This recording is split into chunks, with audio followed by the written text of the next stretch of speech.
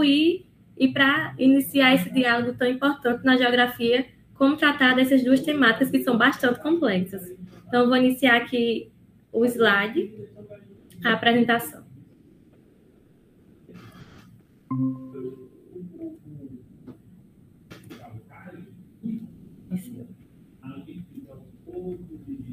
Então, me chamo Ana Carolina Damasceno Souza, como já fui bem apresentada pelo professor Ícaro, né? Realizei a graduação, a licenciatura na Universidade Federal do Rio Grande do Norte, no Centro de Ensino Superior do Seridó, SERES, CAICó, o mestrado em Natal, pela Geografia, e o doutorado atualmente curso no PROPGEL, na Universidade Estadual do Ceará. E sou professora colaboradora do Departamento de Geografia aqui da UFRN, SERES. Então, as minhas áreas de atuação na geografia, elas partem tanto da área de campo, coleta de dados, observação de todos os fenômenos que acontecem na nossa realidade, na parte da geografia, geografia ambiental, e também na parte de cartografia, né, através dessa representação da realidade. O que é que nós estamos vendo que a gente pode trazer isso de forma espacializar, né, a espacializar. Então, alguns dos meus parceiros, né, a UES, a UFRN, destaca aqui o Laboratório de Geoprocessamento e Geografia Física, que a gente desenvolve essas atividades de cartografia de paisagem, de mapeamento, unidade de paisagem, os elementos, né, as ferramentas que nós utilizamos nas nossas pesquisas, fornecidas pela UFRN. Também há o grupo de pesquisa Trópicos, o qual desenvolve atividades e serviços ecossistêmicos, e o LGCO também, em nome da professora Lidiana de Souza Pinheiro, da UES e da UFC. Então, hoje, né, fiz aqui essa síntese dessas áreas de atuação, um pouquinho do que veremos nas nossa aula de hoje. Então, iniciando o que são mapas, né, para recapitular um pouco a turma, elas são representações do espaço geográfico e de todas as manifestações e fenômenos que acontecem na superfície terrestre. Então, para ser considerado um mapa, ele deve conter um título, com o tema do mapa, o local, a legenda, que é um conjunto de símbolos, cores, pontos, linhas ou áreas que decodificam o que está representado no mapa, os sistemas de coordenadas geográficas, que é a representação de uma área da superfície no mapa, a rosa dos ventos, que orienta a posição do mapa, a famosa seta norte, a escala, né, que é a informação de quantas vezes a realidade foi reduzida em relação ao mapa. Então, para representar espacialmente, trazendo aqui para a temática da geografia, o que é que nós podemos mapear? Nós podemos mapear unidades de paisagens, que são áreas homogêneas ou com características semelhantes contidas na paisagem. Essa imagem aqui no fundo, né, do slide, ela traz algumas aglomerações de cores. Não sei se vocês estão conseguindo visualizar um verde mais escuro, um verde mais claro, um vermelho. E aqui do lado coloquei a imagem de satélite, trazendo aqui a imagem do drone, nós podemos visualizar melhor como é que nós realizamos esse mapeamento, né? Aqui é o município de Bahia Formosa, no município do Rio Grande do Norte, divisa com a Paraíba. Então, saindo um pouco do norte e vindo para o nordeste, né? Nossa aula de hoje também traz esse agregado cultural, trazendo paisagens diferenciadas para vocês, acredito eu, do nordeste. Nessa imagem nós podemos observar as edificações, né? Área urbana, as dunas fixas, as paleodunas degradadas e a mata de restinga em paleodunas. E por curiosidade, né, esse artigo está publicado na Revista Brasileira de Geografia Física, esse município ele tem 48% da sua área onde ele produz cana-de-açúcar, ou seja, agricultura temporária, que mais atrás a gente consegue visualizar. Então, essa área inteira aqui é a área de plantação de cana-de-açúcar. E essa reserva, que é essa mata de restinga e paleodunas, é uma RPPN, é uma unidade de conservação, chamada Mata Estrela. É uma das maiores da Mata Atlântica no Rio Grande do Norte. É a maior, inclusive. Tem ela e tem o Bosque dos Namorados na capital, em Natal, que eu também irei mostrar daqui a pouco. Então, os nossos estudos, né? Então, nós juntamos essa feição aqui é uma só aqui, no verde mais ou menos escuro, né? Dessa parte aqui das planícies costeiras. E já as edificações estão em vermelho, então cada uma dessas unidades, essas áreas homogêneas, elas vão sendo representadas no mapa. Então, como é que nós representamos no mapa? Para isso, nós precisamos ter uma base teórica, teórico-metodológica, neste caso, trazendo Bertrand como o geossistema, que é o resultado da interação entre o potencial ecológico, a exploração biológica e a ação antrópica. E aqui eu trago um diferencial, né, um assunto um pouco polêmico, quando falamos da compartimentação das paisagens em unidades superiores e inferiores, tratando um pouco do geocomplexo. Então, nas unidades superiores, nós temos as zonas de domínio, região natural, e nas unidades inferiores, geocomplexo, geoface e geótopo. E o que é que são essas compartimentações? Bom, a partir da escala de análise, que você está analisando aquela paisagem, aquele local, você vai utilizar uma dessas unidades. Então, a partir do seu objeto de estudo, qual o objetivo da sua pesquisa, você pode utilizar uma dessas unidades. Tratando aqui da diferença entre o geossistema e o geocomplexo, Bertrand publicou em 1968 tratando o geossistema como uma unidade taxonômica. Ou seja, aqui, né, nesse artigo clássico de Bertrand, ele traz a taxonomia em zona, domínio, região natural, geossistemas, que divide-se em geoface e geótopo. E em 1978, em um artigo publicado com Beruchaville, buscando a uniformização conceitual e de simplificação da linguagem, nós, entretanto, estamos de acordo com a definição mais lógica de Sochavo, que faz do geossistema como um ecossistema, uma abstração e um conceito. Ou seja, é como se o geossistema fosse para a geografia, como o ecossistema é para a ecologia. Né? Como vocês podem usar essa nomenclatura como uma parte de abstração, um conceito que pode ser aplicado em qualquer área. E o geocomplexo, ele seria a taxonomia. Então, o geossistema ele seria como uma categoria de análise da geografia, e esse aí é um argumento trazido pelo doutor Sandro da Silva, que é do nosso grupo de pesquisa, nosso grupo de estudos. Ele defendeu a tese dele na UFRN, no programa de pós-graduação em Geografia, trazendo o geossistema como uma categoria de análise da geografia. Então, assim como tem lugar, território, paisagem, nós também teríamos o geossistema como uma categoria de análise da geografia. E o geocomplexo, aqui eu já abro esse slide aqui, né, maior para vocês conseguirem visualizar. Nós temos essas unidades de zona, que aqui nós temos a escala de estudo, então 1 para 10 milhões, o domínio de 1 para 10 milhões a 1 para 1 milhão, região natural de 1 milhão para 250 mil, o geocomplexo de 250 mil até 1 para 50 mil, a geoface entre 50 mil, 1 para 50 mil e 1 para 10 mil, e o geótopo, que é a unidade de maior escala estudada, ela tem que ser uma escala maior do que 1 para 5 mil. Então, temos aqui alguns exemplos dessas unidades em uma mesma paisagem no semiárido. Essa tabela aqui ela foi tirada, inclusive, da dissertação de Diogo Bernardino. Eu posso disponibilizar todos esses materiais para vocês ao final da apresentação, deixo também com o professor Ícaro. Quem tiver interesse, também está disponível na internet, trazendo um pouco do semiárido, né? Quem tiver um pouco de curiosidade em saber como funciona, como são as paisagens. Então, de uma forma científica, né, Diogo traz isso para o semiárido, no caso do Seridó, aqui no interior do Rio Grande do Norte.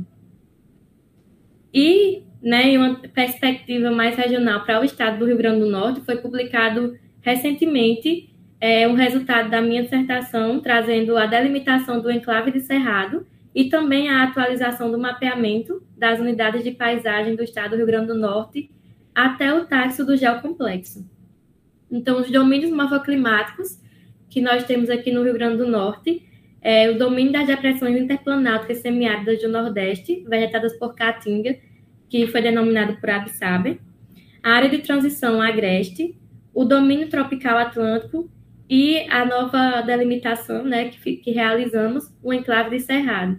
Então, cada uma dessas áreas, elas são regidas por climas, pelo clima, principalmente, e por grandes estruturas do relevo, como as regiões naturais. Como nós podemos observar que aqui nessa compartimentação já temos mais informações do mapa, ou seja, não apenas o clima, mas também o relevo ele começa a ser estudado nessa escala, que é a das regiões naturais. E nos geocomplexos, nós temos essa compartimentação aqui para o Rio Grande do Norte, de forma geral, né, trazendo aqui todas essas áreas. Então, os domínios morfoclimáticos, as regiões naturais e os geocomplexos, eles estão aqui nesses mapas. Nesse mapa, cada um dessa compartimentação, ela é explicada um pouco melhor no artigo, mas como hoje nós estamos falando de uma maneira geral, não vou me adentrar muito, ainda temos muito conteúdo para frente. E aqui, tratando um pouco desse enclave de Cerrado no Rio Grande do Norte, nós temos aqui no litoral à direita, né, do mapa, a leste do estado, nós temos esse enclave de Cerrado com 2 geocomplexos, que são as planícies fluviais e os tabuleiros que estão aí no enclave de Cerrado. Então, trazendo esse enclave de Cerrado, né, do geossistema, do geocomplexo para as geofaces, né, porque o que seria o geossistema? É você estudar a paisagem a partir do resultado de toda essa interação dos meios bióticos, abióticos e das ações antrópicas. E a geoface, ela é a representação espacial, nós tratamos, né, ela a partir do critério geomorfológico, da vegetação e da ocupação do solo. Então, a gente ressalta o aspecto predominante da paisagem para ter essa nomenclatura e ser o mais parecido possível com a realidade, né? Então, nós trazemos para o mapa essa realidade. Então, através da geoface, nós realizamos isso. Então, aqui eu trago as geofaces dos tabuleiros do enclave de Cerrado, trazendo a vegetação do Cerrado, associação da agricultura e pastagem, agricultura temporária, permanente, pastagem, os parques eólicos e as áreas urbanizadas dessa unidade. Então, aqui é uma imagem trazendo aqui a vegetação do Cerrado e a associação da agricultura temporária e pastagem no município de Rio do Fogo. É aqui para as planícies fluviais, as geofaces que são identificadas nela, né, são leito aparente, a associação da agricultura e pastagem e a vegetação ripária, que é a mata ciliar. Então, nessa área aqui já não é muito comum ver a vegetação ripária, é uma área que é utilizada para agricultura, então a água aqui cristalina, ela é utilizada para o bombeamento da agricultura e também para a pastagem dos animais que estão nas margens desses rios, nas nascentes desses rios. E aqui o leito aparente, que foi um canal que ele foi retilinizado pela ação antrópica para ficar mais, digamos assim, mais fácil de mudar essa paisagem e utilizar a água para a agricultura e para as adjacências. Bom, aquele mapa, né, que eu mostrei no início, ele faz parte de um artigo publicado no livro, no e-book intitulado Geoecologia e Paisagem, e ele traz, né, inclusive recomendo muito a leitura de quem tem um pouco de curiosidade em saber mais sobre geossistema, que nesse capítulo de livro nós fazemos esse resgate teórico dos estudos da paisagem integrada, tratando desde o início, ou antes do início, né, antes de ser considerado por exemplo, a cartografia de paisagem, nós fazemos todo esse resgate, e também a aplicação. Nós realizamos a aplicação aqui para o município de Natal, que é a capital do estado do Rio Grande do Norte, e mais de 60% da área territorial deste município, ela é ocupada por áreas urbanizadas, ou seja, edificações, prédios, casas, residências. E aqui o 2.5 é o Bosque dos Namorados, o Parque das Dunas, onde nós temos o maior parque urbano, né, em território. Temos aqui em Natal, mas também em Fortaleza também temos. Então, os 2 maiores parques da Mata Atlântica, né, trazendo aqui para o Rio Grande do Norte, está aqui nessa área. E também temos outras zonas de proteção ambiental que tem no município de Natal. Então, os geocomplexos seriam os 2 que estão presentes na área, que é o tabuleiro costeiro úmido e as planícies costeiras úmidas. E cada uma dessas unidades aqui são as geofaces. Então, trazendo um pouco aqui para essa aplicabilidade, né, da compartimentação, nós temos aqui as regiões naturais, os geocomplexos e as geofaces. E aqui na frente nós temos a porcentagem das áreas e em hectares, qual o tamanho da área necessariamente. Então, nesse artigo aqui, né, foi publicado com o professor Marco Túlio Mendonça Diniz e com o Fernando, mestre, aqui pela UFRN também, nós temos um pouco dessa discussão sobre essa temática. Então, por que mapear isso, né? Então, o mapeamento por si só vai mapear por mapear, vai fazer o quê? Então, você, dependendo do seu objeto de estudo, né, do seu objetivo da pesquisa, ele pode servir como um reconhecimento territorial, como um planejamento urbano, um planejamento ambiental, e isso é muito grato à geografia, nós temos essa capacidade de fazer um planejamento de forma holística, ou seja, tratar como um todo, em todas as áreas, né? Nós vemos disciplinas que trazemos da parte social, a parte ambiental, da parte da cartografia, representando essas paisagens, representando os fenômenos que acontecem na superfície terrestre, e nós podemos utilizar tudo isso. Então, esse mapeamento aqui, que nós estamos mostrando, né, nós realizamos, ele é um mapeamento base para tantos outros estudos, assim como os estudos de risco, estudos, enfim, diversos estudos que podem vir a surgir após esse mapeamento básico. Então, conhecer a área, ela é essencial para você trabalhar com qualquer coisa que seja na área da geografia que você está trabalhando, por exemplo, na geografia ambiental. Então, para isso, você precisa conhecer aquela unidade que você está trabalhando, aquela paisagem, e aí é depender do seu aspecto. Como esse artigo aqui era falando sobre os estudos de paisagem integrada, nós realizamos ele com esse foco de reconhecimento territorial, aplicando para uma capital no Nordeste.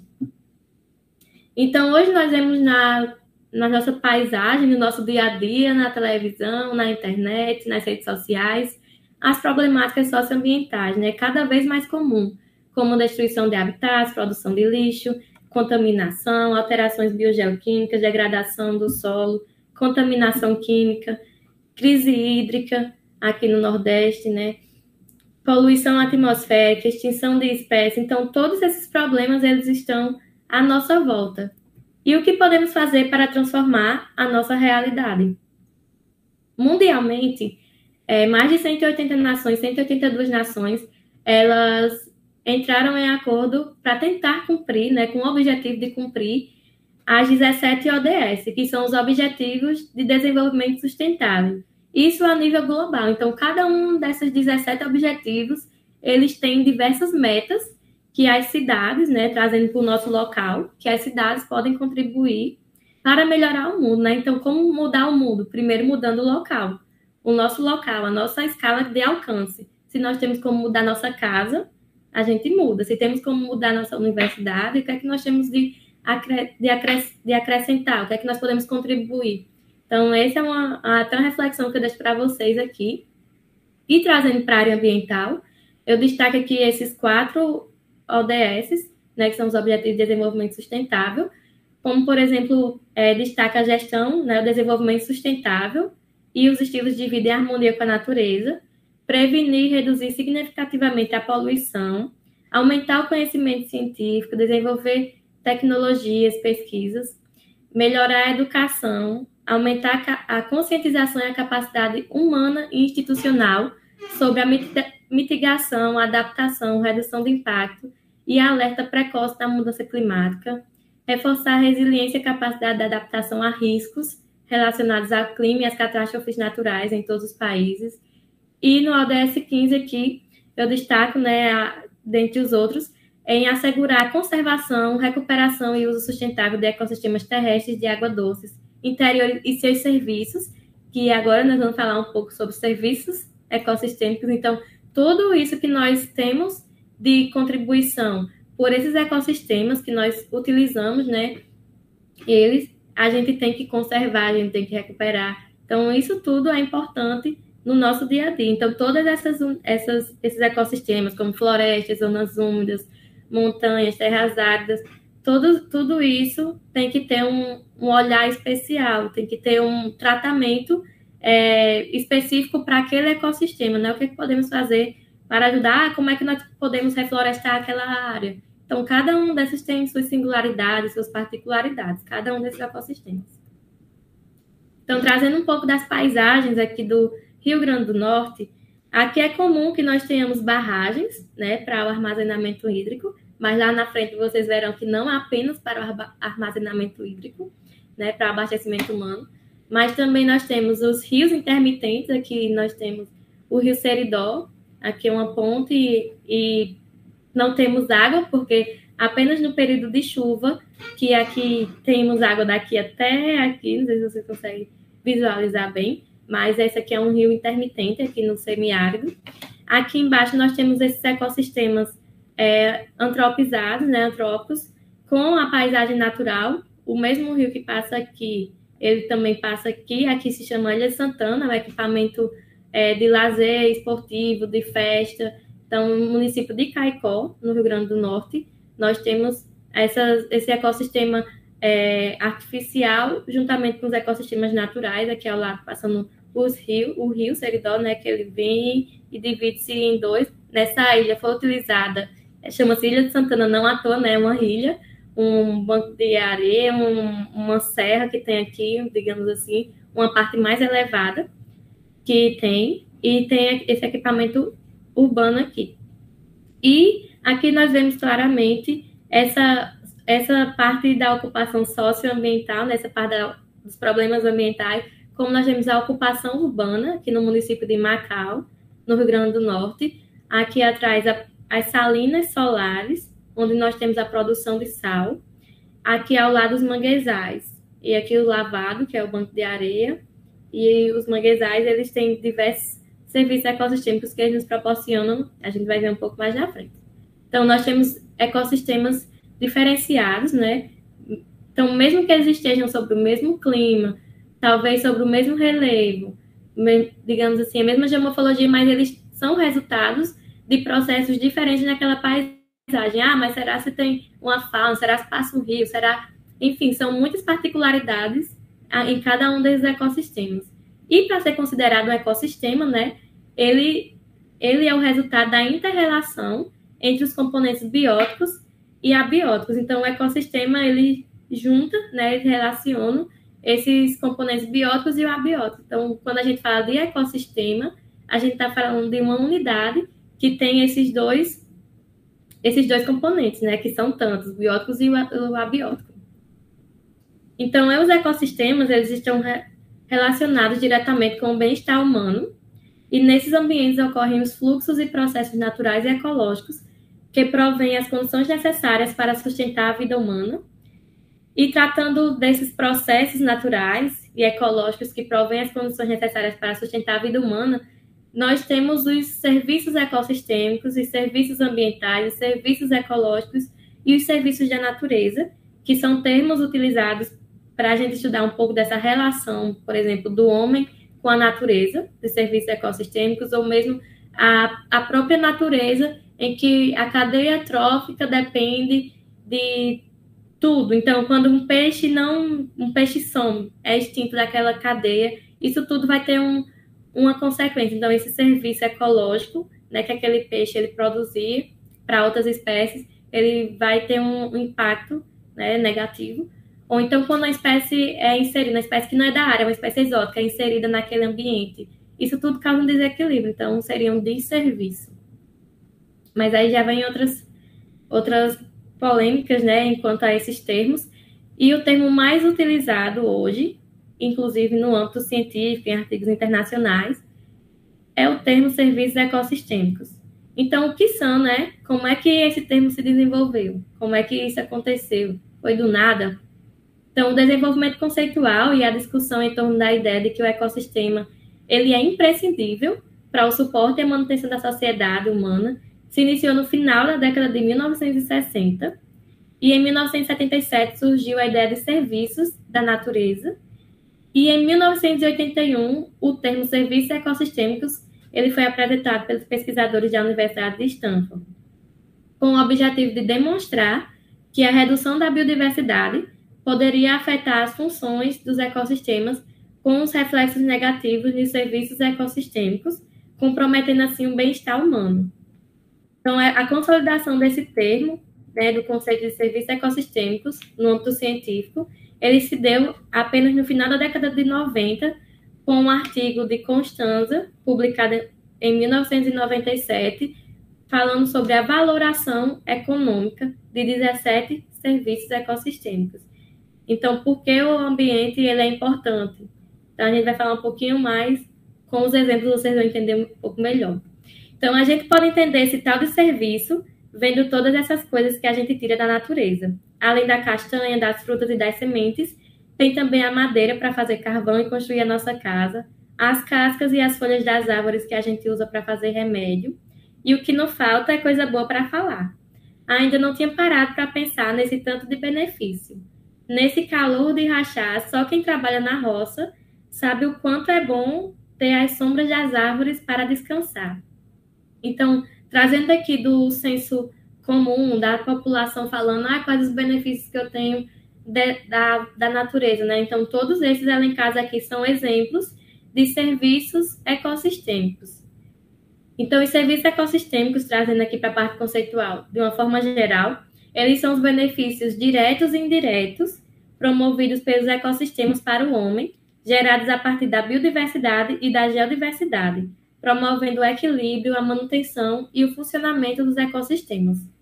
Trazendo aqui alguns conceitos, né, a partir das diferentes áreas de conhecimento, como a economia ecológica, ecologia, biologia, recursos naturais, ciências marinhas e ciências naturais.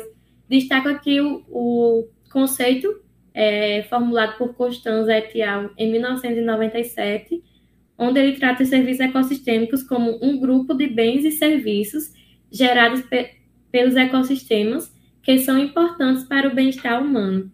Então, essa é uma visão muito antropocêntrica, né, do homem como centro de tudo, mas isso é uma forma de sensibilizar as pessoas de que nós precisamos, né, dessa dependência da natureza, que o homem tem da natureza. O que é que nós precisamos, né? Nós precisamos de Deus além da sensibilidade, né? Porque isso aí era o primeiro passo há mais de 20 anos, em 1997. E hoje nós precisamos trazer isso para as nossas práticas, né? Nós precisamos trazer isso para a nossa educação ambiental, quando nós vamos à escola, damos aula para o ensino fundamental, o ensino médio, no ensino superior, é bastante importante a gente ter isso em mente, né? Que nós temos uma dependência com a natureza. Nós precisamos dela. Então, trazendo um pouco, né, esse artigo aqui, ele traz essa discussão da interação entre os serviços ecossistêmicos, o ecossistema, o geossistema e a paisagem. Então, trazendo esses aspectos bióticos, os aspectos abióticos das paisagens, né, a paisagem engloba tudo, essas atividades humanas que são o que é que a gente utiliza da natureza, que são os serviços ecossistêmicos, e como é que a gente pode estudar. Então, como a gente falou lá no início, né, o ecossistema, ele é um conceito abstrato, assim como o geossistema. Então, essa abstração do conceito que é utilizado para estudar espacialmente, taxonomicamente, a paisagem, a compartimentação das paisagens, ele pode ser aplicado para os serviços ecossistêmicos. Nós podemos mensurar isso através de todo esse aparato teórico-metodológico tão rico na geografia, né? Nós temos diversas possibilidades. E não conseguimos hoje separar esses aspectos bióticos, aspectos abióticos, das atividades humanas, porque hoje está inerente, está calcado, né?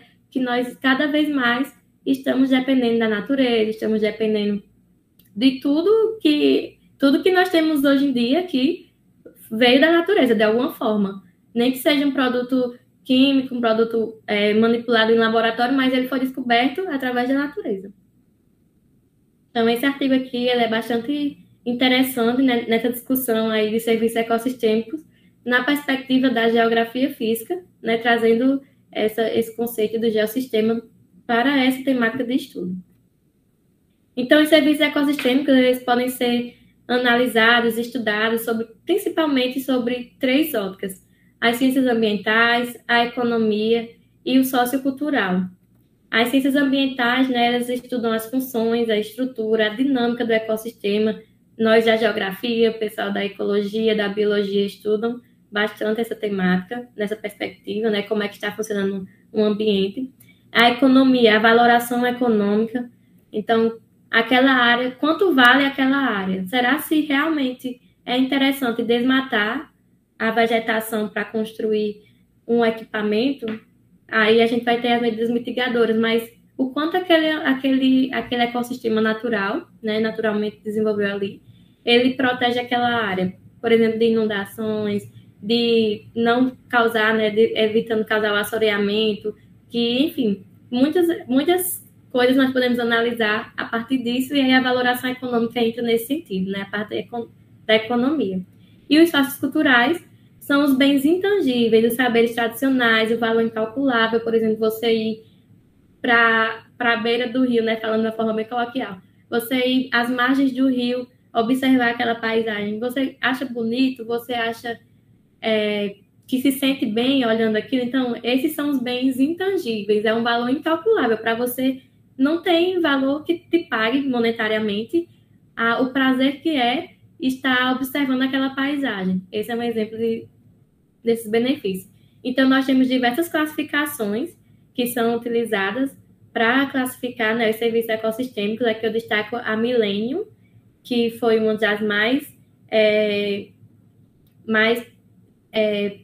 mundialmente que foi aplicada. Então, teve um esforço no início da década, no início do milênio, na verdade, né, de ter essa mensuração dos ecossistemas, o quanto a gente depende dos ecossistemas, principalmente, né, os dados que trazem é que as populações mais pobres, mais vulneráveis, pobres financeiramente falando, enfim, as populações mais vulneráveis, elas dependem mais dos ecossistemas. Então, preservar os ecossistemas, ela vai ajudar na sobrevivência de diversas famílias. Quantas famílias não dependem, por exemplo, de um pescado, da pesca que acontece no rio, na pesca do mar, nas populações ribeirinhas? Vou falar um pouco mais à frente e vocês vão entender melhor na aplicabilidade, que seriam, no caso, os serviços de provisão. Aqui nessas três classificações, destaco aqui a do Millennium, a TIB e a SAIS, que é a classificação comum internacional, que é a que geralmente está sendo mais divulgada. A Millennium, assim como a DGRUT, ela foi bastante utilizada, o TIB também, mas que são classificações mais generalistas, e a SAIS ela consegue detalhar mais sobre esses serviços. Então, os serviços de provisão, regulação, suporte cultural. E aqui a SAIS, a provisão, regulação, manutenção e cultural. Destaco elas, né? Então, trazendo um pouco para as classificações como internacional, né? Que foi diversos pesquisadores de vários países para formular essa classificação, né? Dividindo em provisões, que são os benefícios obtidos diretamente do ecossistema, ou seja, os animais que nós podemos coletar, como caranguejo, nós podemos utilizar, são serviços de provisão. Serviços de regulação e manutenção são os processos e funções ecossistêmicas, como, por exemplo, um ecossistema ele acumular, sequestrar carbono. Ele servir para mitigar, né, as mudanças climáticas, nessa perspectiva de acumular carbono. Então, você entraria no serviço de regulação e manutenção. E os serviços culturais são as relações sociais, o ecoturismo, o lazer, o que é que nós podemos fazer nesse ecossistema, que isso está intrínseco à nossa cultura. Eu aprendi com meu pai a utilizar a madeira do mangue para fazer a vara de pegar o siri, um exemplo.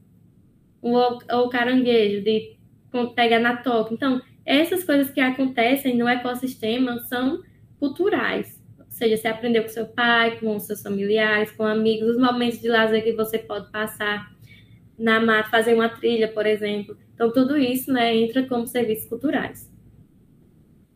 E vindo para as aplicações, né, trazendo esses serviços ecossistêmicos para a geografia, eu dividi aqui, né, em dois grandes compartimentos, né, os costeiros e os ambientes continentais, onde nos costeiros eu trago uma área que é no litoral setentrional, no litoral norte do Rio Grande do Norte, que esses 14 municípios, né, estão localizados aqui. Vocês podem visualizar os 14 municípios, da esquina do continente, né, que é chamada a cidade de Touros, até a cidade de Aracati, no Ceará. Então, nesse litoral do Rio Grande do Norte até o Ceará, até Aracati, nós temos 97% da produção de todo o sal marinho do Brasil.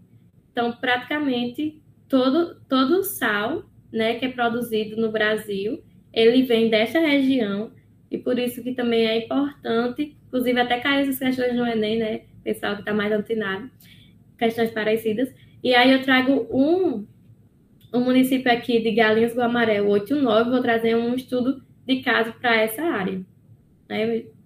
Então, esse município aqui, o Guamaré e Galinhos, eles têm aqui o artigo, né, que é o mapeamento e avaliação da capacidade de fornecimento de serviços ecossistêmicos das paisagens no litoral semiárido do Brasil, um estudo de caso do sistema estuário Galinhos-Guamaré. Então, esse artigo publicado recentemente, né, ele tem essa versão internacional, que foi aprimorada para publicar na revista, mas também tem a versão nacional dela, que foi publicada na revista da Ampeg. Então, colocando serviços ecossistêmicos Galinhos-Guamaré, vocês têm acesso, mas de antemão esse rigor científico, né, que foi utilizado nos dois, mas que foi bem mais aprimorado nessa segunda publicação aqui, que é falando sobre essa capacidade de fornecimento de serviços ecossistêmicos. Então, juntando cartografia de paisagem e serviços ecossistêmicos, primeiro nós vamos fazer um reconhecimento da área, né? O que é que tem nessa área? Como é que nós vamos entender aquele ambiente? Então, esse ambiente aqui, né, ele é um ambiente semiárido, ou seja, com chuvas concentradas e irregulares, ou seja, tem ano que chove 500 milímetros, tem ano que chove 700, não é regular, nos meses de janeiro, fevereiro, março, abril, chove e apenas. Então, temos um semiárido de bastante estiagem no Rio Grande do Norte, nessa área aqui. Então, semiárido chega até o litoral, nessa área. Vou voltar aqui um pouquinho para vocês verem. Essa área aqui, que está em amarelo, é o semiárido. Então, até o litoral, né, o único litoral semiárido aqui no Brasil que nós temos, é aqui no Rio Grande do Norte. Então, essas áreas são propícias à produção de sal por isso, né? Tanto pela geomorfologia ser planícies submarinhas, áreas aplanadas, nós temos essa facilidade para a construção de tanques de carcinicultura, tanques de sal. Então, na área aqui do Galinhos-Guamaré, nós temos essas características ambientais, como altas taxas de evaporação, a insolação intensa, com um período de 2.500 horas anuais, ou mais ou menos 12 horas de sol por dia, e os ventos variando de 4,8 a 7,7 metros por segundo. Então, essa área é propícia não só para as eólicas, que também tem bastante nesse litoral setentrional, mas também para a produção de sal, que historicamente já se produzia sal, mesmo sem existir nem a salina, mas a água vem, né, a água da maré vem e se deposita, principalmente nas pré-amares de Syzygy, que são quando as marés são mais elevadas, elas vêm e se depositam nas planícies e há a precipitação dos sais. Então, naturalmente, os sais ficam lá. Então, até na colonização, né, quando os primeiros colonizadores chegaram, eles viram essas áreas aqui no Rio Grande do Norte, e em uma época até proibiram de ter isso, de ter essa produção de sal aqui, porque estava acabando com o comércio deles de sal que vinha de Portugal, né? Enfim, é uma parte histórico-cultural aqui para vocês, abrindo esse parênteses. E nós temos aqui nessa área, né, o estuário, que são os canais de maré, essa mistura de água doce, que aqui, diferente de outros estuários, a água vem do lençol freático. Então, a água flora dos lençóis freáticos, e tem a mistura da água doce com a água salgada do mar. Temos aqui as planícies de maré e marrom, que são os bancos de areia, que tem, por exemplo, os búzios, os mariscos, a floresta de mangue aqui em verde, em cinza o apicum, que no caso essas duas são feições de manguezal. O manguezal é o apicum e o bosque de mangue, de acordo com a classificação da professora Yara Schaffenovelli. Temos as salinas solares, que são esses tanques aqui de forma maior, né? Os primeiros tanques eles são maiores e vão diminuindo gradativamente até chegar nos cristalizadores, onde são a última etapa para a produção de sal. Então, os primeiros tanques são maiores, inclusive nas salinas, quando vem, né, por exemplo, aqui, a água dessa salina vem do canal do Maré e vem a água com os peixes, com tudo. Então, nos primeiros tanques, principalmente, há a pesca. Então, há essa coleta desses animais, desses peixes nessa área. Temos aqui nesse marrom, nesse bege, né, os tanques de carcinicultura. Então, nessa área, nós temos carcinicultura, salinas solares, planícies de maré, manguezais e o estuário. Trazendo aqui para dados, né, apenas para mostrar para vocês, né, os macrohabitats. Essa aqui foi uma classificação de áreas úmidas, né, lembrando um pouco das ODS, onde nós falamos lá das zonas úmidas. né, traduzindo para as áreas úmidas, costeiras e antropogênicas, nós identificamos aqui esses macrohabitats que foram objetos de estudo para essa área. Então, essa área aqui, que era salina, que era carcinicultura, eram áreas de apicum, áreas de manguezal, que foram ocupadas por esses grandes empreendimentos. E será se vale a pena ter essas áreas em detrimento do manguezal? Vamos ver um pouquinho mais na frente. Então, trazendo de volta, né, a cartografia de paisagens para os serviços ecossistêmicos, agora nós vamos quantificar, espacializar isso. Como é que nós vamos fazer isso, né? Nós fizemos um mapeamento dos macrohabitats da área. Aqui, macrohabitat 1, 2, 3, 4, 5, 6. E aqui nós vamos avaliar a capacidade de relevância desses serviços ecossistêmicos. Então, desses macrohabitats. Então, vindo de 0 a 5, onde 0 não tem nenhuma capacidade relevante, e 5 a capacidade muito alta de relevância para os serviços ofertados por aqueles macrohabitats. Então, nós vamos fazer esse mapeamento. Isso aqui a gente realizou no QGIS, fazendo a média aritmética. Por exemplo, o manguezal, ele fornece 10 serviços ecossistêmicos. Então, trazendo isso para uma média junto com os outros, né, ele fornece 5, seria o 5, já que é a capacidade mais alta, enquanto, por exemplo, a carcinicultura naquele ambiente ele não oferece nenhum serviço ecossistêmico, não proporciona nenhum serviço ecossistêmico naquela divisão, naquela classe. Então, ele não teria nenhum.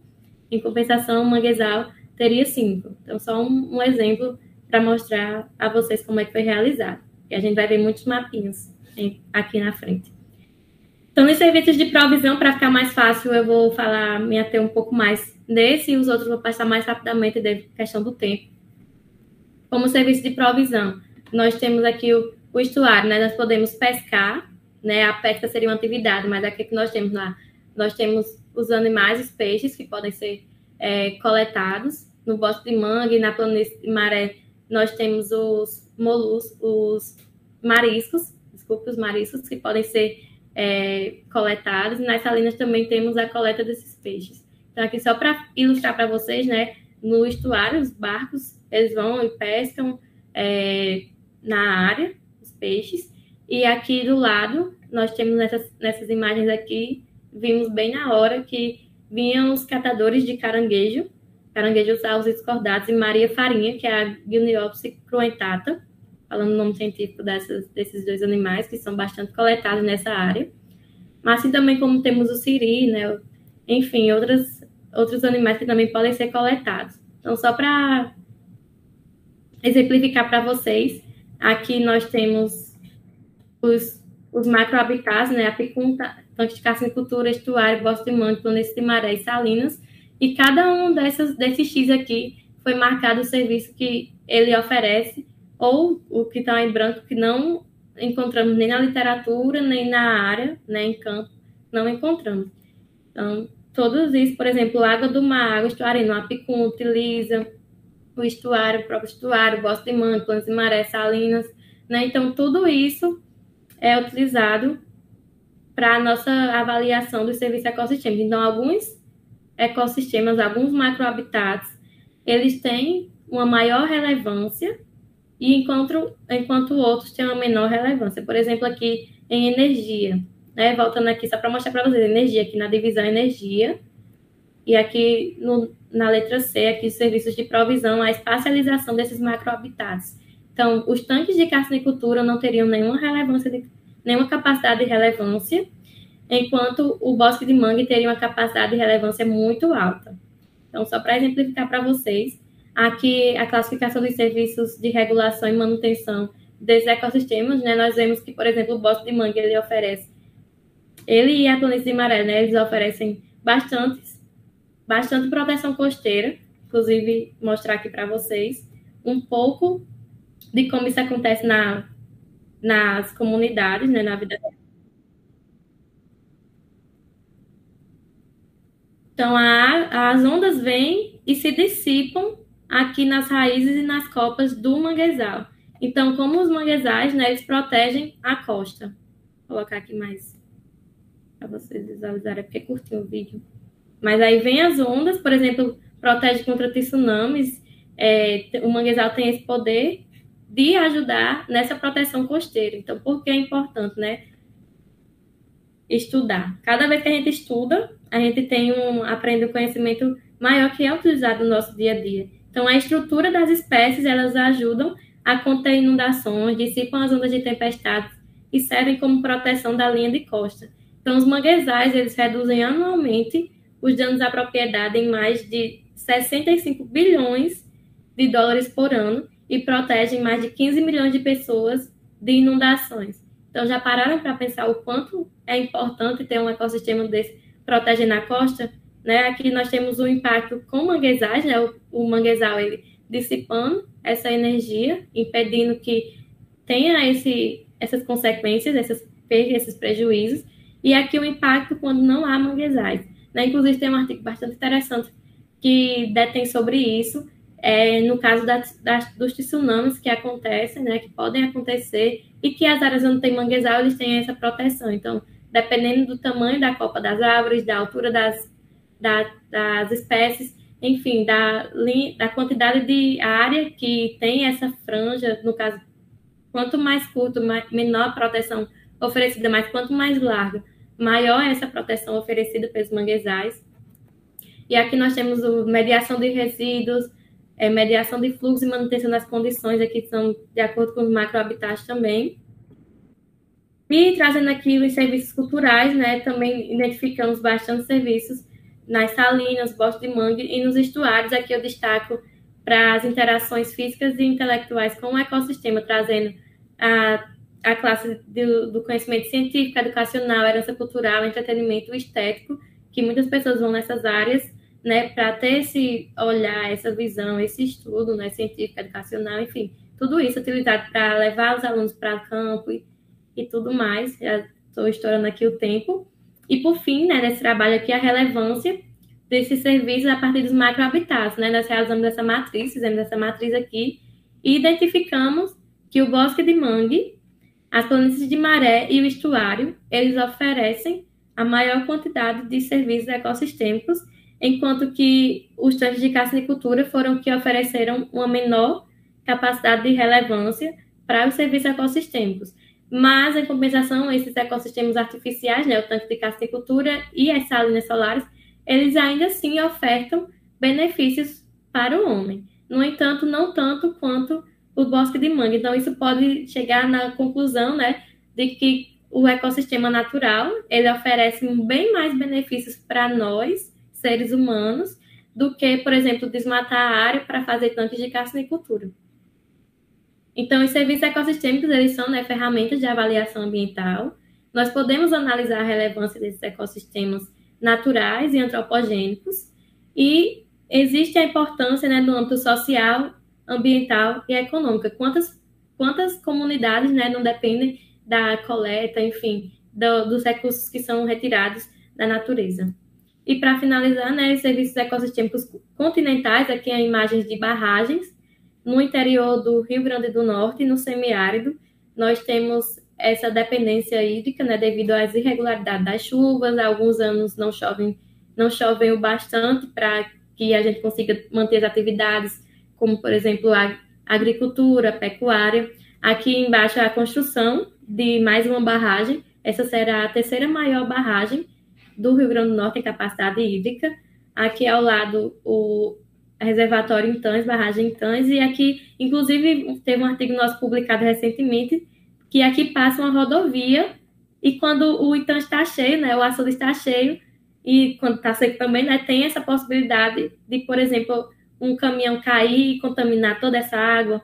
Então, esse também é um alerta que nós, enquanto sociedade civil, academia, nós fazemos através das nossas publicações, e entramos em contato, inclusive, até fomos para fazer palestra, falar um pouco sobre isso no rádio, né? Uma ânsia que a população reclama bastante desses perigos que nós encontramos no nosso dia a dia, mas nós trazemos para o científico, né? Abrindo aqui esse parênteses de serviços ecossistêmicos, mas aí isso impossibilita os serviços ecossistêmicos proporcionados por esse reservatório.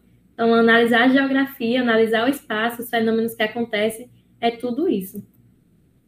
E falei um pouco, né, que a gente não tem um reservatório apenas para abastecimento, embora seja esse o principal objetivo, né? Então, nesse artigo aqui, publicado na revista REGN, Revista de Geociências do Nordeste, análise dos serviços ecossistêmicos em reservatórios da região Nordeste semiárida do Brasil, ele traz aqui os serviços de provisão, né, dos reservatórios, que seria o abastecimento para a dessedentação animal e humana, abastecimento para agricultura irrigada, familiar e subsistência, aquicultura, piscicultura e produção pesqueira, como serviços de regulação, mitigação dos efeitos das inundações e das estiagens, regulação da vazão de rios para o aproveitamento hídrico, autodepuração das águas e dos mananciais, manutenção da biota de diversos ecossistemas, e como serviços de habitat suporte ecossistêmico oferece nesse meio uma biodiversidade de organismos, como a ictiofauna, os peixes, a comunidade plantônica e as comunidades herbáceas e macrófitas, e como os serviços culturais são ambientes propícios para o crescimento de ervas medicinais, né, as ervas medicinais, como, por exemplo, a gente usa o capim-santo como um chá, enfim, só um exemplo, aqui a gente é bem comum, a estética ambiental e turismo, os ritos religiosos ou não, a instigação para a produção do conhecimento, e, para finalizar, né, nessa parte continental, mesmo um rio que tem aqui no Rio Grande do Norte, aqui em Caicó, no Rio Grande do Norte, na cidade que eu fiz a graduação, esse trabalho aqui foi resultado disso.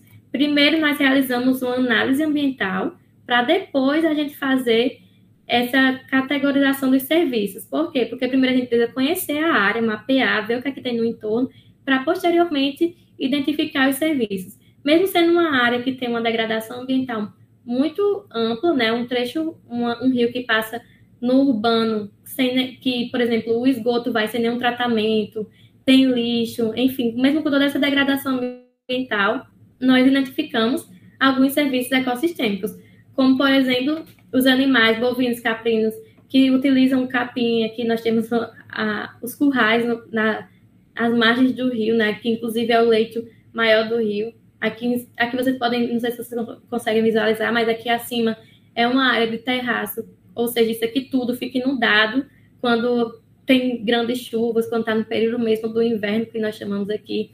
Ainda hoje, mesmo tendo essa degradação, as pessoas ainda dependem, né, desses ambientes, e também pode ser utilizado para a parte educacional. Aqui tem minha professora de geografias, professora de geografias, com algumas turmas das escolas ao redor que vão levar esses alunos para falar um pouco sobre os ambientes. Então, para aula de campo, isso tudo entra como serviços ecossistêmicos, né? Nesse caso aqui, entra como serviços ecossistêmicos cultural.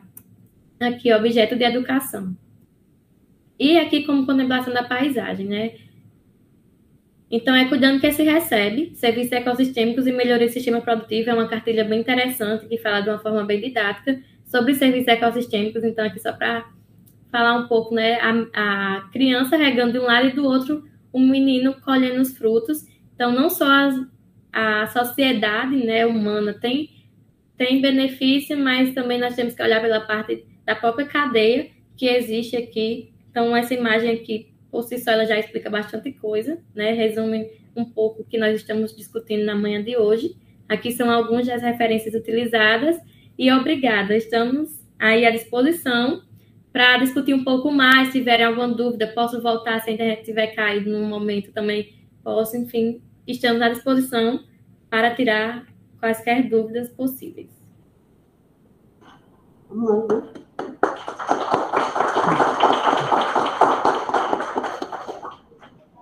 Carol, mais uma vez, agradecer a sua fala, riquíssima, muitas informações. Então, permeou o social, o ambiental, o natural, cultural, ecológico. Enfim, eu estava lá no cantinho conversando com o professor Cristian durante toda a sua fala. O pessoal falando, faz silêncio, faz silêncio. É porque é um tema que gera discussão. Era você falando sobre os serviços ecossistêmicos, você deu exemplo dos pescados, e a gente falando aqui do pirarucu. Você falou da atividade de campo, e a gente comentando o que o curso está fazendo. Então, diretamente e indiretamente, nós estamos fazendo uso desses serviços ecossistêmicos sem saber, sem conhecer esse conceito. Então, mais uma vez, na verdade, agradecer você trazer um pouco do seu conhecimento, a contribuição teórica, metodológica, temática, cartográfica que você trouxe para a nossa turma. Essas palestras, a gente divide em alguns momentos. O primeiro momento é a sua fala, do palestrante. O segundo momento tem uma roda de perguntas e respostas. Depois tem o sorteio de um livro e depois uma foto oficial. Aí, enquanto os meninos eles se organizam com outra pergunta, eu te faço a primeira pergunta. Qual a principal dificuldade que você tem, na verdade?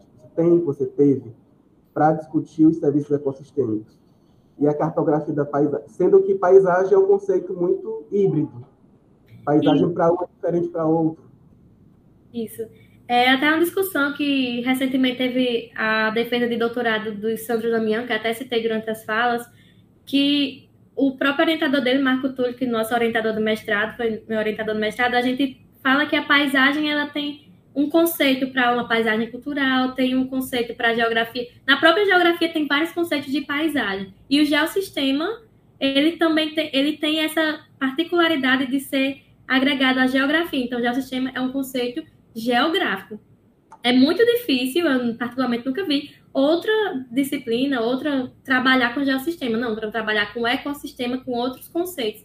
Então, o que a gente enfatiza é que o geossistema ele é algo apropriado da geografia, então, por geógrafos, diferente, por exemplo, do ecossistema, que são ecólogos, que são biólogos, que trabalham mais com essa temática, né? Então, essa dificuldade, principalmente desse termo que nosso grupo vem avançando, é em deixar um pouco mais a parte da... essa área aqui tem vegetação de caatinga. Não, mas essa área aqui já foi degradada. Então, a geomorfologia naquela área é predominante. A nossa dificuldade foi chegar e dizer assim, na Geofaz a gente está estudando, utilizando os critérios de geomorfologia, uso e ocupação e vegetação. Por quê? Porque a vegetação já está bastante desmatada. Então, a gente chegar com esses conceitos e aplicar é uma coisa nova, mesmo sendo um conceito, né, que a gente viu aí que é um pouco antigo, né, há 50 anos já utilizando na geografia, mas a gente ainda tem muito a avançar nessa temática de cartografia de paisagem, né? Até o termo geossistema e geocomplexo é bastante difundido, assim como sendo geossistema a categoria, porque naquele artigo dele anterior, ele falou que o geossistema era aquela classe taxonômica. Mas, posteriormente, no artigo publicado com Beru-Chaville, né, outro pesquisador da França, eles chegaram à conclusão, Bertrand chegou à conclusão de que era mais, para não ficar essa confusão abstrata, enfim, de conceito, ele chegou a essa conclusão.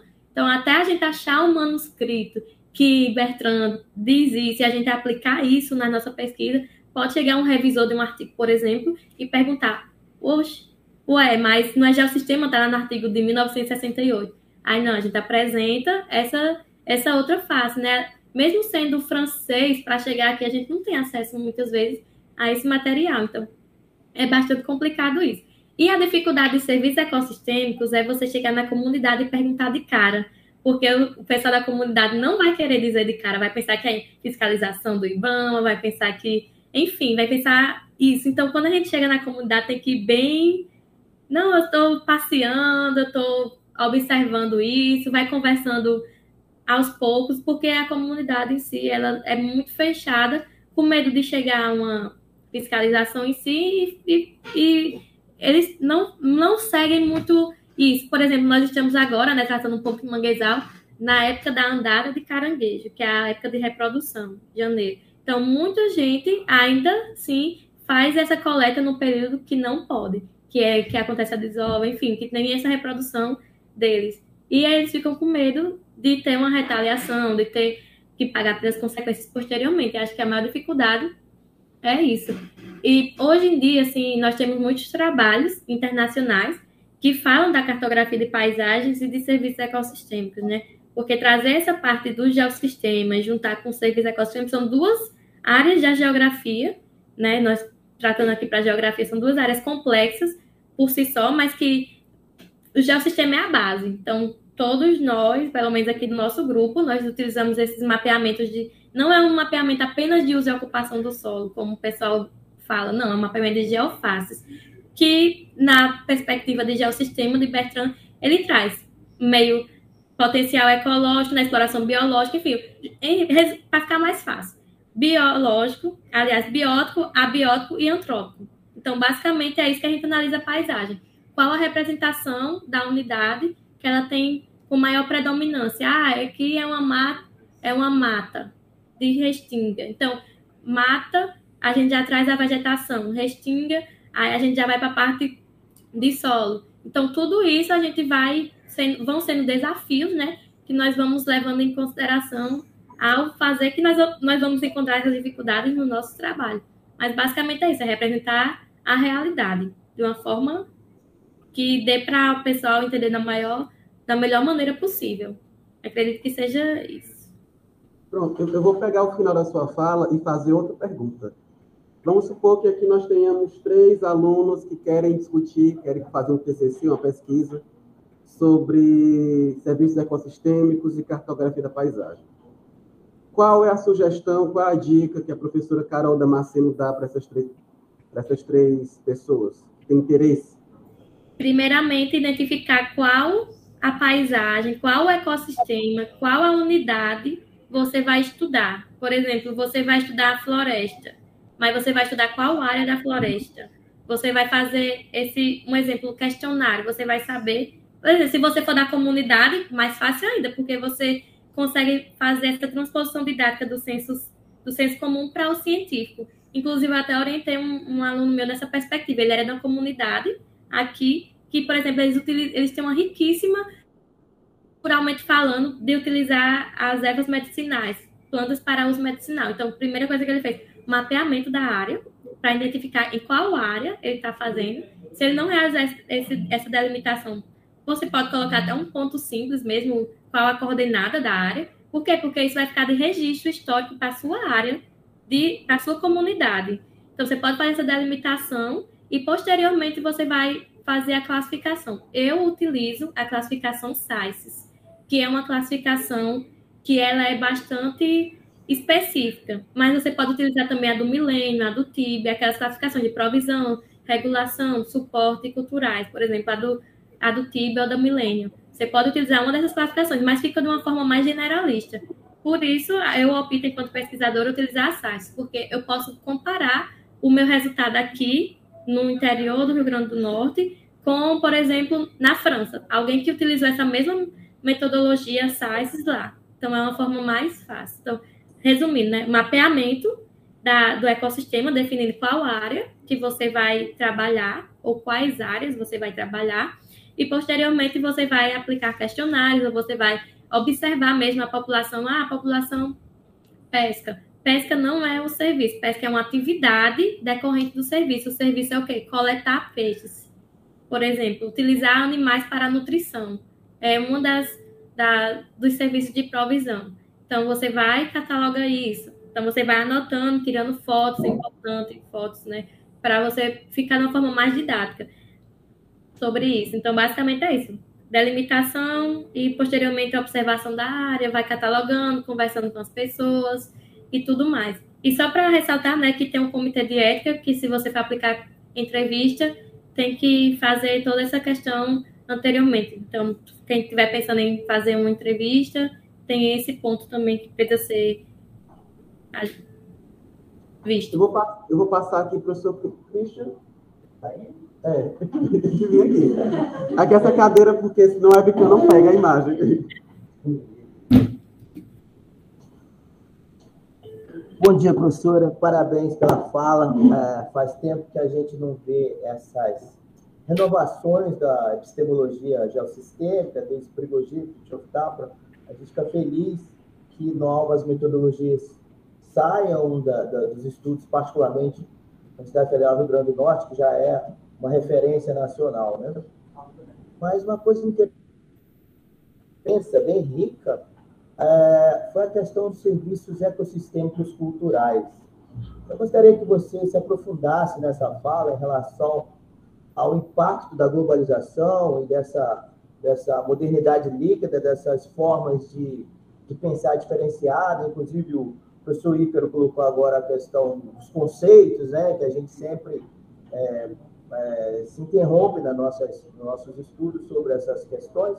Então, como é que você vê essa linguagem, né, essa nova linguagem da dinâmica da cartografia de paisagens e da geografia das paisagens, a partir dos serviços ecossistêmicos culturais?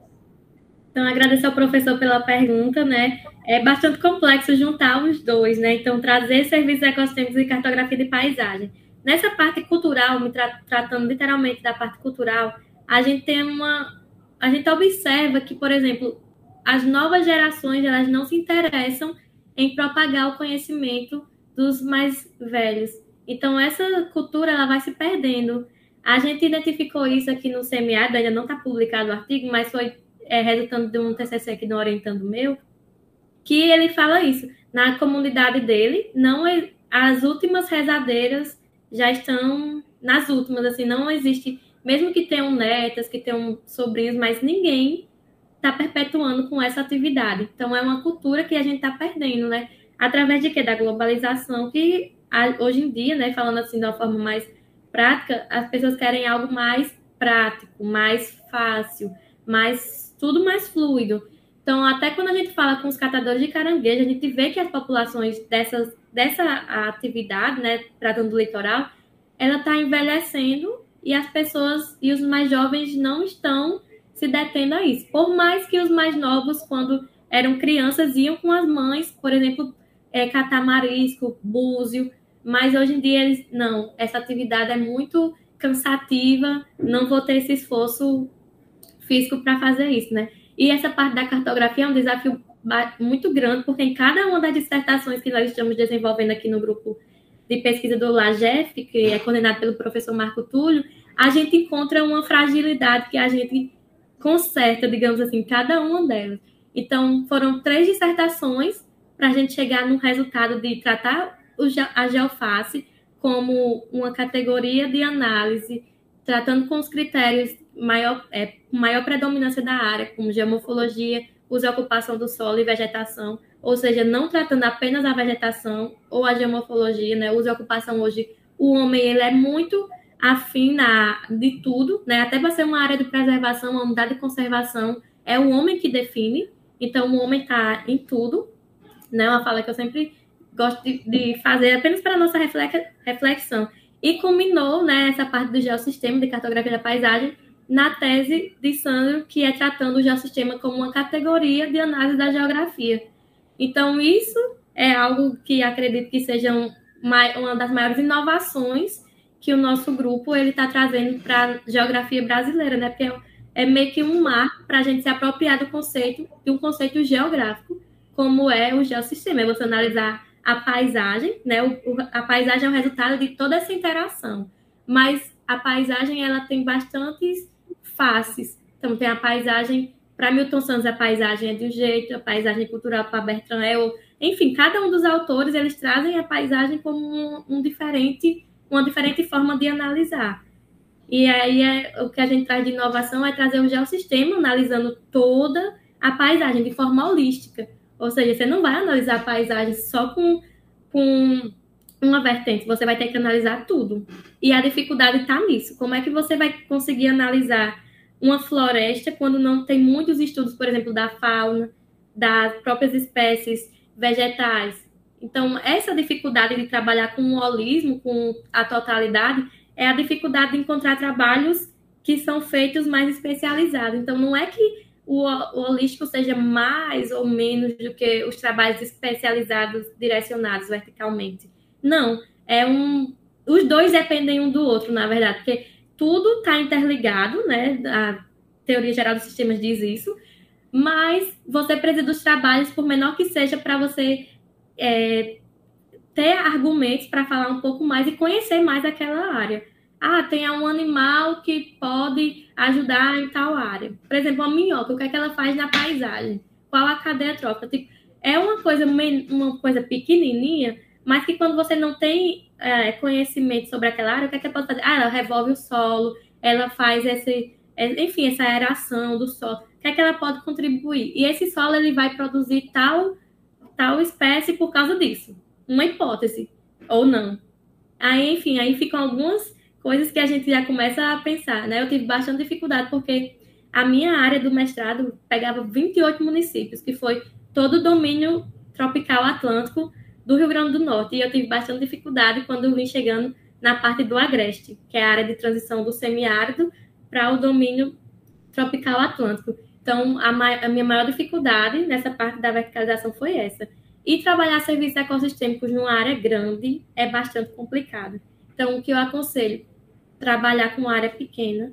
Por exemplo, esse artigo que eu mostrei, ele trata de vários macrohabitats. Então, já vem uma bagagem de vários outros trabalhos que nós desenvolvemos na área para poder chegar a esse trabalho síntese. Então, cada um desses serviços de provisão, regulação, manutenção e serviços culturais, eles são, o objetivo assim, é identificar o mais detalhado possível para que fique de registro naquela área. Por exemplo, hoje eu chego na área e há a coleta de siri azul, um exemplo. Um siri azul. Quando for daqui a 10 anos que eu for nessa área e aplicar um questionário, não tem mais o siri azul. A gente não coleta, está em extinção. Então, isso fica de registro histórico para aquela área. Então, essa parte vai além do serviço de provisão, mas também do cultural. Tipo, vai do nosso sentimento de chegar naquela área, né, principalmente as populações que vivem ali, e falar sobre isso, né, áreas extintas, enfim. É isso, acho que eu me prolonguei demais, mas é porque é muito uma coisa puxar a outra. É bem complexo, né? É bem rico. Oi? A castanheira, porque aqui a gente tem vários exemplos, né? Um deles é a castanheira, que a gente está pensando até sobre um exemplo de um circuito espacial de produção, ao contrário da farinha, que é uma produção muito grande, farinha de mandioca, né? Muitos agricultores também trabalham nisso. Mas, como eu coloquei agora, professor Ícaro, é muito rico isso, né? E a gente tem que partir de uma perspectiva holística mesmo. Você falou que são complementares, né? Mas eu acho que foi uma coisa que eu gostei da sua palestra, é que trata mesmo a teoria geral de sistemas como uma questão flexível, dinâmica, né? E agora você colocando sobre a questão ecossistêmico-cultural, com uma questão cronológica que permite que a gente analise esse espaço-tempo sob um parâmetro mais político, mais social e mais contemporâneo, né? Dessa forma, a gente pode analisar e ver, talvez até mesmo contemporaneizar a análise espacial, né? Para não ter tanto essa geografia humana e a geografia física. Professora, muito obrigado, tá bom? Tudo de bom para você. Um abraço para vocês. Eu que agradeço, professor. Inclusive, é muito rico, e só para complementar, né, o que o senhor falou, aqui na minha pesquisa do doutorado, eu estou tendo dificuldade nisso, porque os trabalhos, por exemplo, na área tinha uma atividade há 20 anos, mas hoje não há mais nenhum registro disso. Então, quando eu for à área lá, vou ter que observar bastante isso. Aí, será que tem a ver com as mudanças climáticas? Será que tem a ver com a degradação ambiental? Será que tem a ver com isso? Então, não é bem geografia física, geografia humana, né? Está na interface, a gente usa tudo. Porque o homem, ele está adentrando em todos os espaços. Então, o que acontece na nascente de um rio vai chegar na foz, que é onde eu trabalho em manguezal. Então, tudo isso tem que ser levado em consideração, né? Hoje em dia não tem como a gente verticalizar tanto assim, pelo menos na minha área, na minha perspectiva de estudo, não tem como verticalizar tanto assim, embora seja bastante compreensível, né? Os estudos, enfim, bastante complementares, como o senhor bem ressaltou. Obrigado também pelas contribuições. Tá ótimo. Obrigado. O Renascença é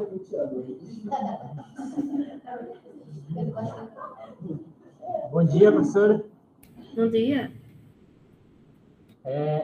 Sou aluno do primeiro período, sou bolsista de extensão também. Pela sua fala durante a palestra, a senhora disse que existe uma diferença muito grande entre a vegetação, entre a paisagem do norte e do nordeste. E sobre a questão cartográfica, eu queria saber se existem métodos diferentes de analisar esses dois espaços. Falando um pouco mais de índices espaciais, índices espectrais, que você vai ver no decorrer do curso, um pouco sobre isso em cartografia, mas você pode pesquisar NDVI e o SDWI, que são índices que eles vêm de acordo com a umidade. Por exemplo, o DWI, o NDWI é o da umidade e o NDVI é o da vegetação. Então, você pode baixar uma imagem e utilizar as bandas de cada uma dessas imagens, por exemplo, a banda do infravermelho, a banda do vermelho, enfim, algumas dessas faces de uma imagem. Quando a gente vê uma imagem de satélite, ela é formada de várias bandas espectrais, ou seja, o sensor que tem o satélite, ele emite várias fotos, várias imagens, e você usa cada uma dessas bandas. Quando a gente baixa uma imagem de satélite, a gente recebe um material com várias bandas, então você pode utilizar isso para fazer um índice, utilizar isso num índice espectral. Então você vai ver a área onde tem, por exemplo, a maior concentração de floresta, que o NDVI vai fazer isso, que é um índice de vegetação. Eu vou, só um minutinho, deixa eu só procurar aqui para te mostrar aqui na minha área aqui do manguezal. Um minuto, para você ver na prática aqui, abrindo o QGIS, abrir o QGIS, NDVI.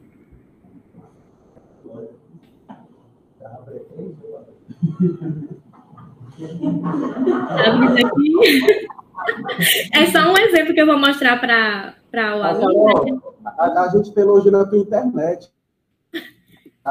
E é isso. Esperando aqui um pouquinho que a gente vai abrir. Deixa eu ver aqui se tem um mapa pronto. Pronto. Tem um mapinha aqui pronto. Então, aqui, por exemplo, o NDVI, ele vai dar algumas classes e você mesmo vai definir essas classes. Então, a área vermelha aqui, ela está mostrando áreas que não tem vegetação, ou seja, que é a foz de um rio. Esse aqui é no estado da Paraíba, é o Mamanguape, é outra área de estudo do doutorado.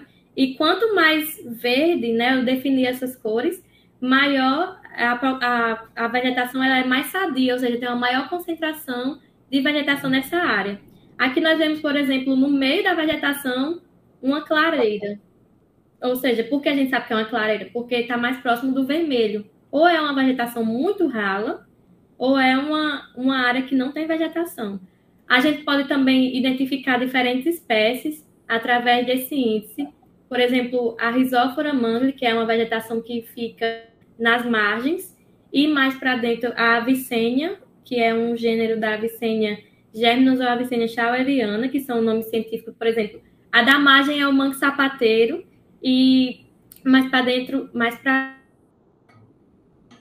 temos as Avicennias, que são o mangue branco, e também tem a lagunculária, né, e o mangue preto, enfim. Tem algumas dessas vegetações. Então, esses índices são bastante interessantes para você identificar isso. Esse índice aqui pode ser usado tanto no semiárido, essa área aqui não é semiárida, é uma área subúmida, mas ela pode ser aplicada também para a sua região aí. Então, você pode fazer um mapeamento utilizando como base essa área aqui. Deixa eu ver como é que está aqui. Pronto, aqui está o mapeamento do manguezal e de áreas que são sem vegetação, né? Então, essa imagem aqui é uma imagem bastante grande, né? Do ponto de vista de pesado. Não sei como é a questão da internet, mas para fazer isso, a gente precisa da internet, né? No QGIS, um software livre, que ele pode fazer esse processamento das imagens.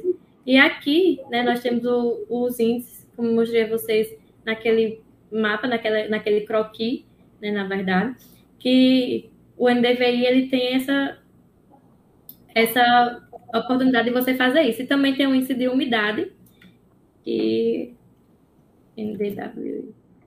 E tem aqui do Piranhas, ver se abre aqui com a mesma rapidez que abriu o outro, só para mostrar a vocês, eu não sei nem como é que está essa questão, mas como são partes da cartografia, né, que a gente faz para delimitar, a gente pode ver aqui, por exemplo, nessa composição aqui, a cana-de-açúcar, por exemplo, essa área aqui já foi desmatada a cana-de-açúcar para reiniciar o ciclo. Então, diferentes ciclos, eles são possíveis, né, visualizar utilizando um índice desse.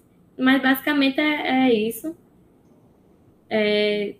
Não sei se eu te ajudei, mas pelo menos abriu os horizontes para essa parte dos índices espectrais que podem ser utilizados para o mapeamento ou até mesmo mapeamento da imagem de satélite, colocando...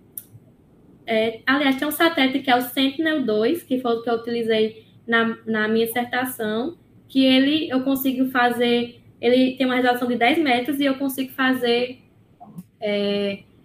o mapeamento em 1 para 50 mil, na escala de GeoFAS. Mas também tem o Ciberes 2B, o Ciberes 4A, na verdade, que ele tem uma resolução de até 2,5 metros. Então, tem esses satélites que você, quando começar a pesquisar, procurar no YouTube, ele tem vários tutoriais, mesmo você sendo do primeiro período, você consegue fazer essas ferramentas funcionarem, digamos assim, porque não adianta nada, você tem um QGIS, mas não sabe nem para onde vai, um exemplo.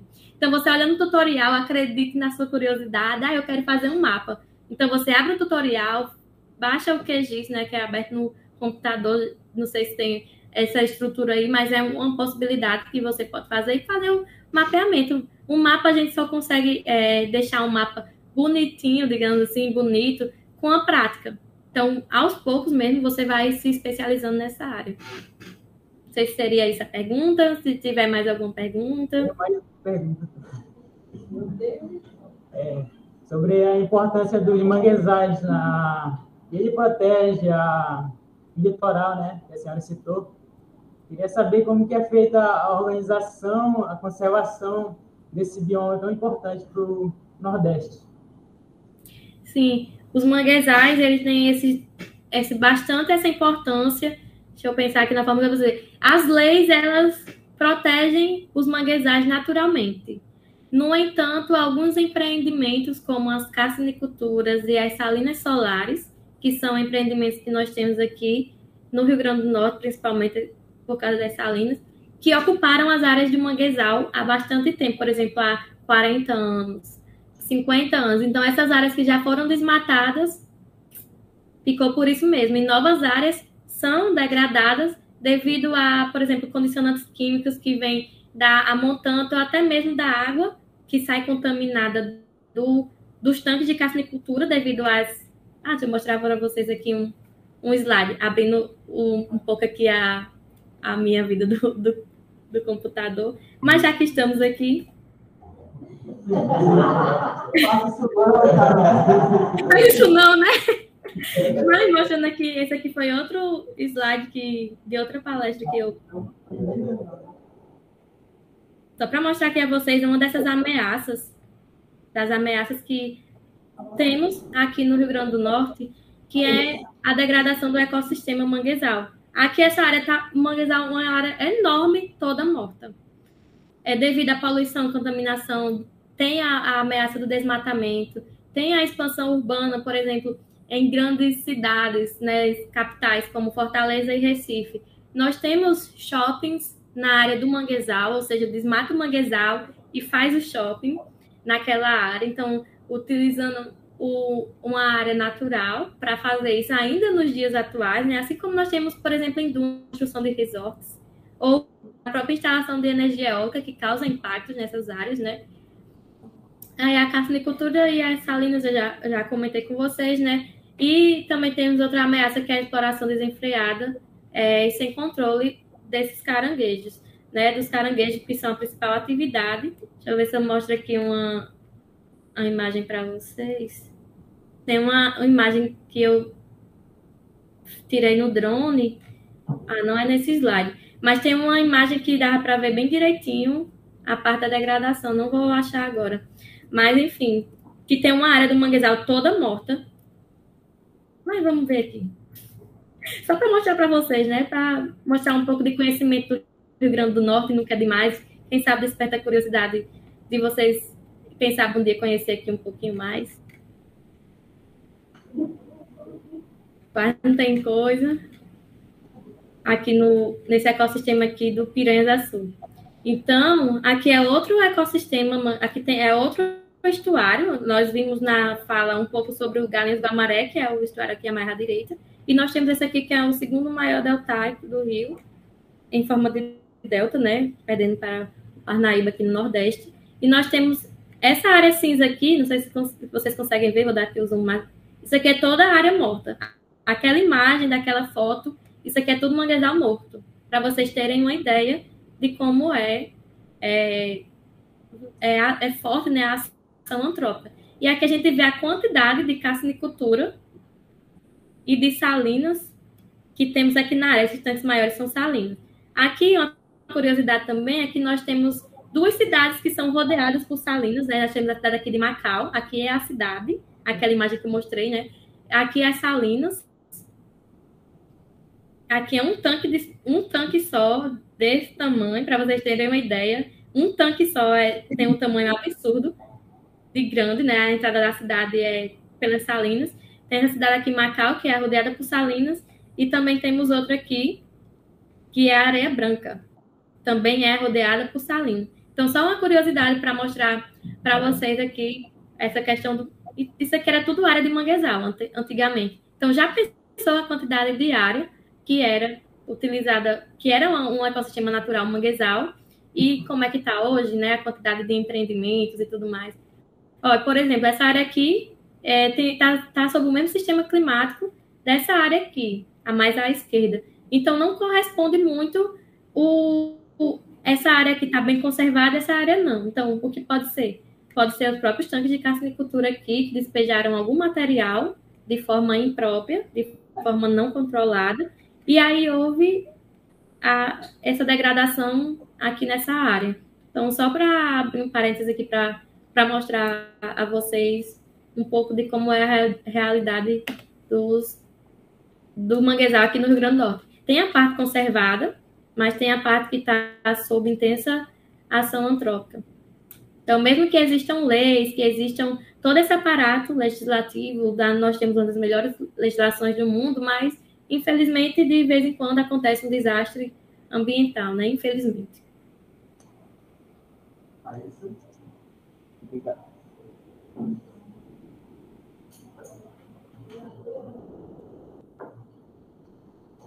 Olá, bom dia.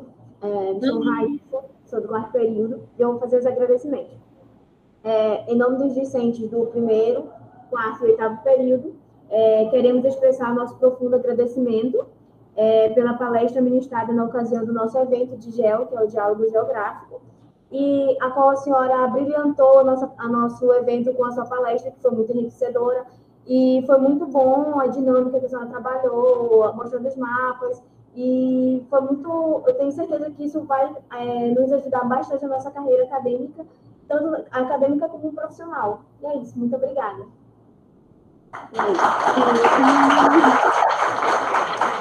Muito obrigada, gente. Agradeço demais o convite, né, que o professor Icaro proporcionou esse espaço de debate. Espero que cada um de vocês tenham saído pelo menos com uma reflexão do quanto nós dependemos da natureza e o quanto nós temos o dever de fazer com que isso seja replicado na nossa própria casa, na nossa sala de aula, em qualquer lugar que seja, né? Estamos à vontade.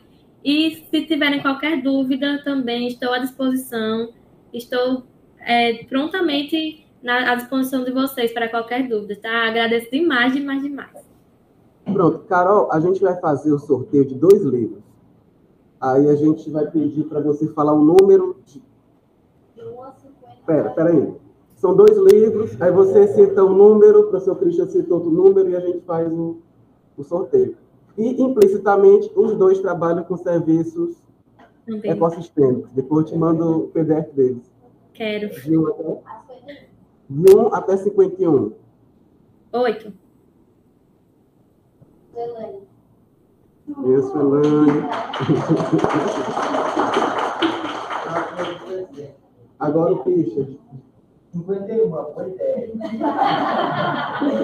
O melhor número, 51. Boa ideia, puxa outra. Não, ele se ganhou, vai ser outro número. Ariane.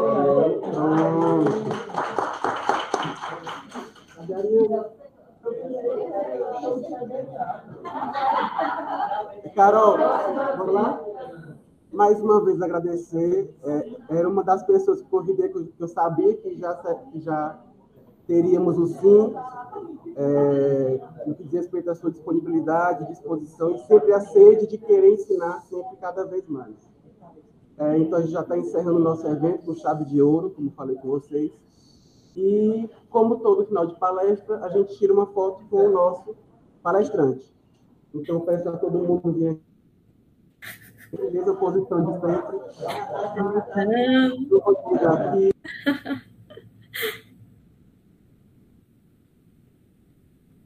junto o povo para foto.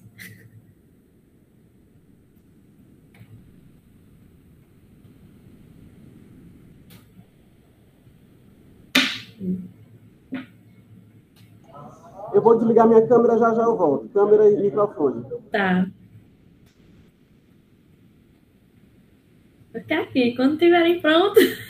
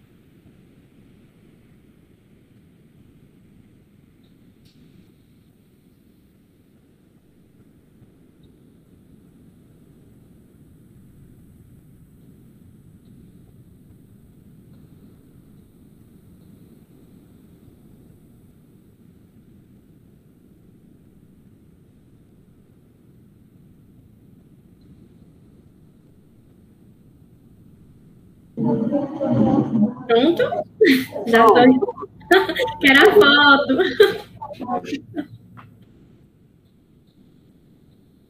Então, Carol, mais uma vez agradecer e estamos juntos sempre. Abração, cheiro. Tchau, até mais. Tchau, obrigado.